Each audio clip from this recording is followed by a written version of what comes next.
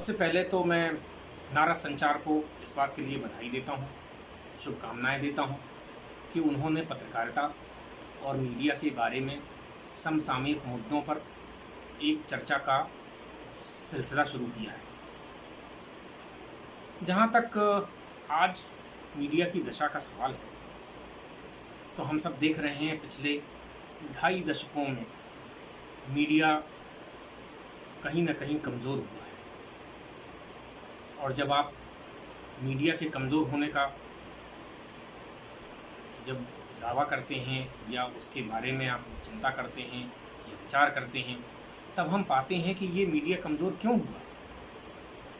इसके लिए मैं मानता हूँ कि जो बीते 2.5-3 दशकों में पत्रकारिता में जो बाज़ार का पेशेवराना मूल्यों को डाला गया है, उसके कारण से पत्रकारिता का काफ़ी नुकसान हुआ है। सारे अखबारों के जो प्रबंधन हैं, उन्होंने पत्रकारों को ठेके पर लेना आरंभ कर दिया। उनके रोज़गार के ऊपर सीधा सीधा संकट आ गया। उनके वेतन भत्ते इत्यादि उनके साथ में कंप्रोमाइज़ किया गया। तब इसका सीधा सीधा असर उनकी लेखनी के ऊपर पड़ा। जब वो लेखनी के ऊपर सीधा सीधा असर पड़ा, तो उनको अपनी आजीविका को बचाने के लिए तमाम तरह के समझौते करने पड़े। इसके कारण से ये दशा धीरे धीरे धीरे धीरे करके कमज़ोर होती चली गई। अब पहले मीडिया संस्थानों के मालिक पत्रकारों को एक आदर और सम्मान की दृष्टि से देखते थे। समाज में उनका एक आदरपूर्ण स्थान हुआ करता था। आज वो एक केवल मीडिया कर्मी बनकर के रह गए।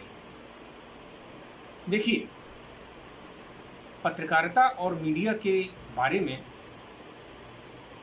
जो चौथा स्तंभ लोकतंत्र का माना जाता है, वो विषय तो सब लोग चर्चा करते हैं, लेकिन उसको हमें एक नई दृष्टि से ये भी देखना चाहिए कि यदि इस देश में पत्रकारिता और पत्रकार कमज़ोर होंगे, तो इसका सीधा सीधा असर हमारे लोकतंत्र की मजबूती पर भी पड़ता है। चाहे वो पंचायत हो, चाहे विधानसभाएं हों, चाहे संसद हो, जहाँ कहीं भी राजनीतिज्ञ चुन करके आते हैं, चाहे वो सत्ता में हों, चाहे वो विपक्ष में हों, उन सभी का सीधे जनता के साथ में जुड़ाव मीडिया और प्रेस के माध्यम से ही होता है। यदि वो किन्हीं दबावों में उस संवाद को अपने हितों से या अपने सुरक्षा को, सामाजिक और आर्थिक सुरक्षा के हित के मद्देनज़र अगर उसको ट्विस्ट करना आरंभ कर देंगे, तो ये इस देश की जनता के साथ में भी अन्याय होगा, लोकतंत्र के साथ में भी अन्याय होगा, और मानिए कि देश के साथ में भी अन्याय होगा। इसलिए इस देश को, इस लोकतंत्र को, इस देश की जनता के हितों को, इन सब के संरक्षण के लिए, इनकी रक्षा के लिए हमको एक मजबूत प्रेस चाहिए, एक मजबूत मीडिया चाहिए। वो मीडिया जो निष्पक्षता से सभी पक्षों को अच्छी तरह से लोगों के सामने रखे, वो कभी भी किसी भी दबाव के आगे ना झुके।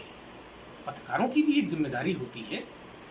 जो पत्रकार सत्ता के ऊपर विपक्ष के किसी लोभ या लालच में आकर के यदि वो उनके ऊपर कोई आक्षेप कर रहे हैं या झूठे तथ्य फैला रहे हैं, फेक न्यूज़ फैला रहे हैं, तो उसको भी नियंत्रित करना आवश्यक है। और इस बारे में सभी जो राजनीतिज्ञ हैं, सभी राजनीतिक दल हैं, उनको और मीडिया के सभी लोगों को मिल करके बैठ करके इस समस्या के समाधान के विषय में सोचना चाहिए और पत्रकारों की कम से कम रोज़ी रोटी की सुरक्षा, कि 2 वक्त की दाल रोटी वो आराम से खा सकें, अपने बच्चों को अच्छी शिक्षा दे सकें, इतना उनके लिए सामाजिक सुरक्षा का प्रबंध होना बहुत आवश्यक है। इस विषय को कोई भी अन्यथा ना ले, लेकिन ये वास्तविकता है। नारद संचार के माध्यम से हम बहुत सारे समाज की राजनीति के और बहुत सारे विषयों के ऊपर भी हम लोग चर्चा परिचर्चा करते रहते हैं। उस चर्चा और परिचर्चा में भी अभी तक बहुत ही उत्कृष्ट निष्कर्ष उसके आए हैं और उसका समाज को और देश को लाभ भी मिला है। ये बात हमें देखने में आई है और ये हमारे लिए भी बहुत ही संतोष का विषय है। बाकी सभी नारद संचार की टीम इस मुहिम को, इस आंदोलन को आगे बढ़ाती रहेगी। इन्हीं शुभकामनाओं के साथ